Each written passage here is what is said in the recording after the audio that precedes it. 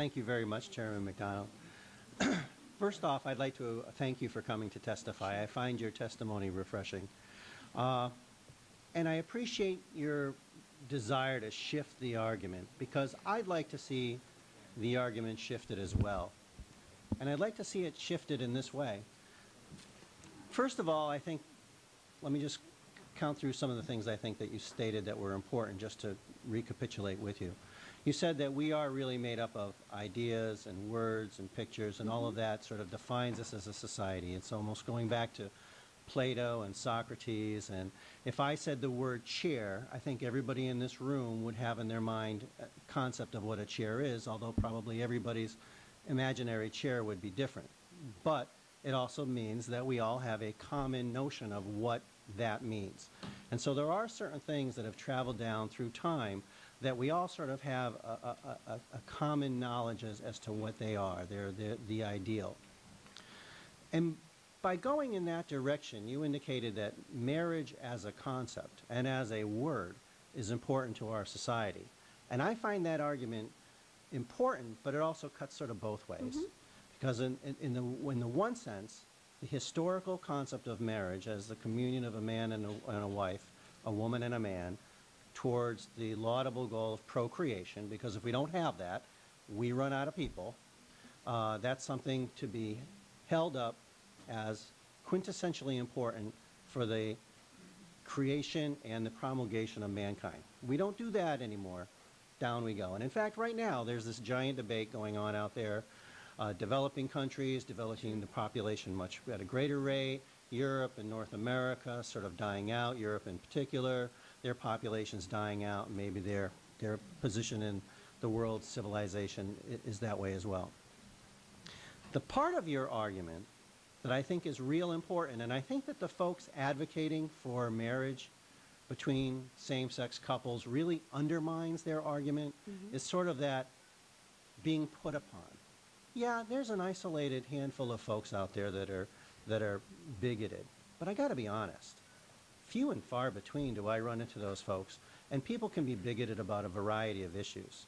I really wish we could set that aside and get to the notion that most of the constituents that I've spoken to that are, let's say, hesitant, if not outwardly antipathetic towards the notion of giving the title marriage to those folks who may legally enter into civil unions now, has nothing to do with being anti-same-sex people. It has to do with what you brought here was their sort of historical 6,000 plus year notion that marriage serves a higher purpose. And I think it's interesting to note that in almost all other areas of our society, progressivity is defined as embracing diversity, and yet when it comes to the fundamental diverseness of a man and a woman, that can be somehow conveniently set aside as inconvenient for the whole notion that, well, when it comes to the definition of a marriage, you don't need that diversity that a one and a woman or a man and a man. It will suit us just fine, thank you, move along. And so I agree with you.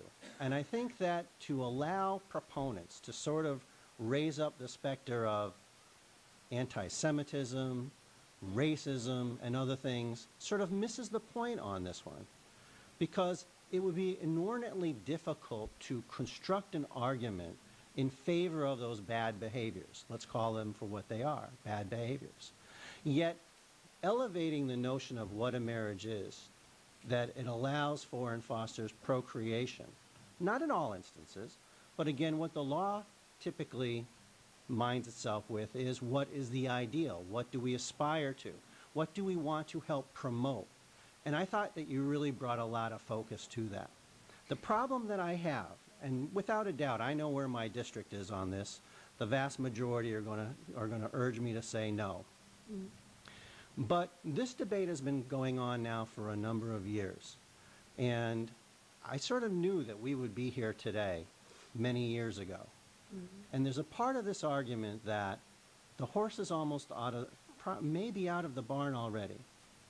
Once we decided as a state that same-sex couples could, by order of a probate court, adopt a child, because there's so many children that were going without homes, we basically said in certain instances, same-sex couples can be just as good of parents as heterosexual couples.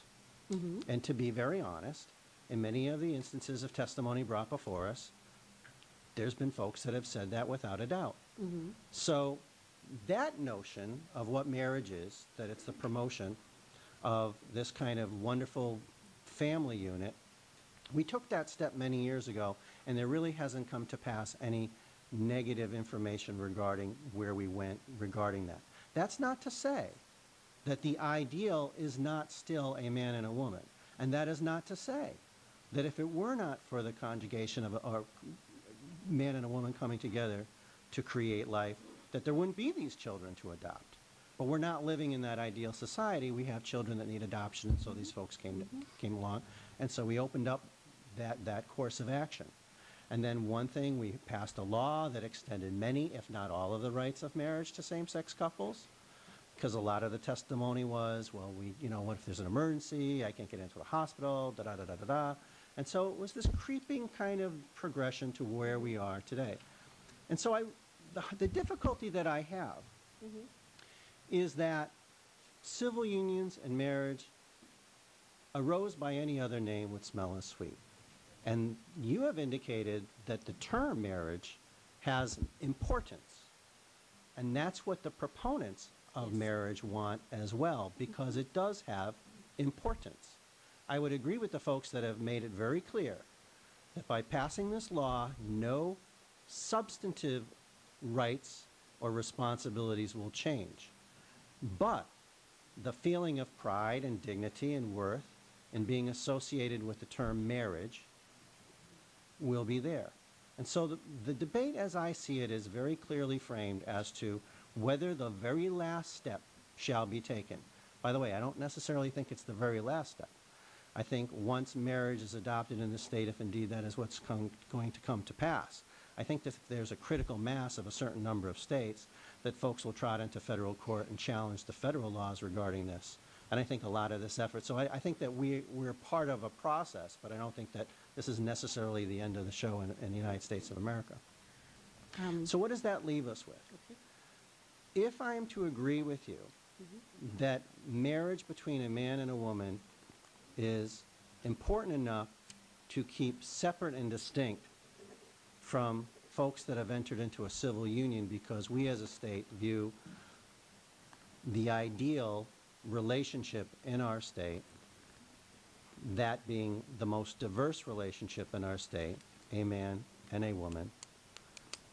My simple question is, how do you respond to the fact that we have allowed by law same-sex couples, by order of a probate court, to adopt children and to raise them as their own, and that we really don't have any evidence thus far indicating that those folks cannot create a warm, loving, and supportive environment for children? Thank you. It's a good question. I have to pause, though, and say, just as an American, and one of the things I share with gay rights activists, so they may not acknowledge it, is this very American sense. Nothing is inevitable but death or taxes. When I first got into the family structure debate, We cover a lot of those right, things too. I was told that there's no, the big argument was there's nothing you can do about it. It's just a line on a graph, lie back and, think of something else, right?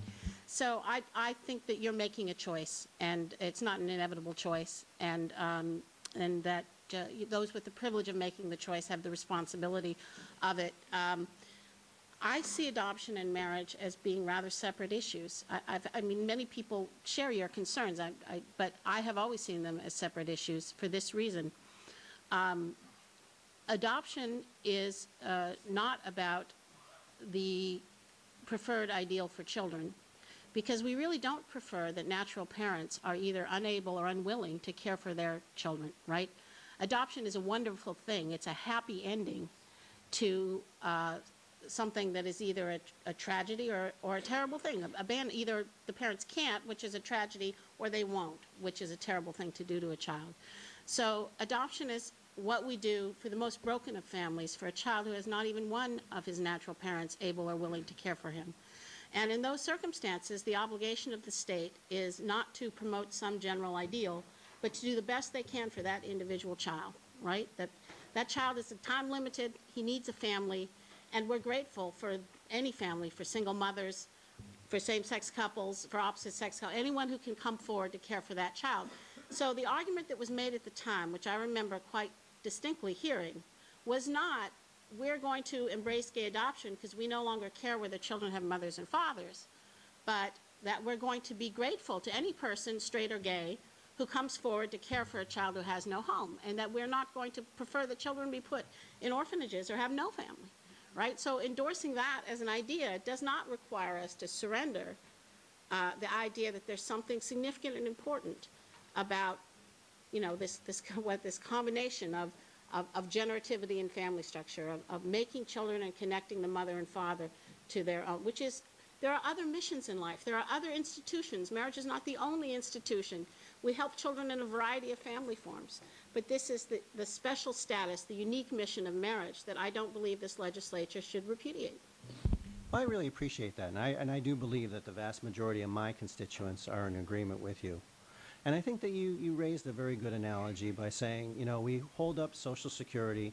Granted, Social Security helps those folks that are disabled or have special needs, but the vast majority of folks collecting on Social Security are older citizens.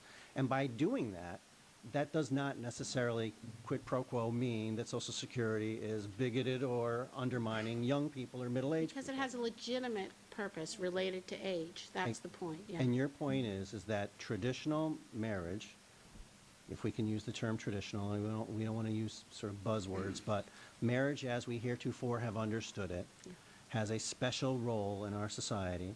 And before we hand over that term to something else, and by the way, I understand the arguments regarding more than two. I mean, that argument also is sort of like dismissed offhand, and I guess in New England you can do that. But there's other states where I've heard that once, you know, this whole kind of once you do away with some of the framework, you almost are opening it up so that creative people can do away with other parts of the framework. I don't necessarily believe that that's a pressing issue right now, but it sort of begs the underlying question. So I think that you raise a very, very valid point, and I will conclude by saying this. Your notion that folks, and by the way, I love everybody in this room. I have no inherent dislike of anybody regarding any way they want to live their life. That is completely fine with me, and I think that's the way most of my constituents feel. But that doesn't necessarily mean that you get to the same conclusion regarding this particular issue. As indeed, with many issues in this building, we all respect one another and where we're coming from in our constituencies, but we may not agree with the ultimate solution to any given problem on any given day. And so I appreciate you bringing that notion to this discussion, and hopefully we can learn more about sort of fine-tuning how we want to approach this issue so that everybody's viewpoints are fully respected and that we're not sort of conjuring up other analogies from things that I think really sound good but may not necessarily apply, and I think undermine the overall arguments which we have before us. And it's a very difficult and complicated issue, and in some senses straightforward and simple. And I just wanted to thank you for bringing that to this discussion. Thank you, Mr. Chairman. Thank you.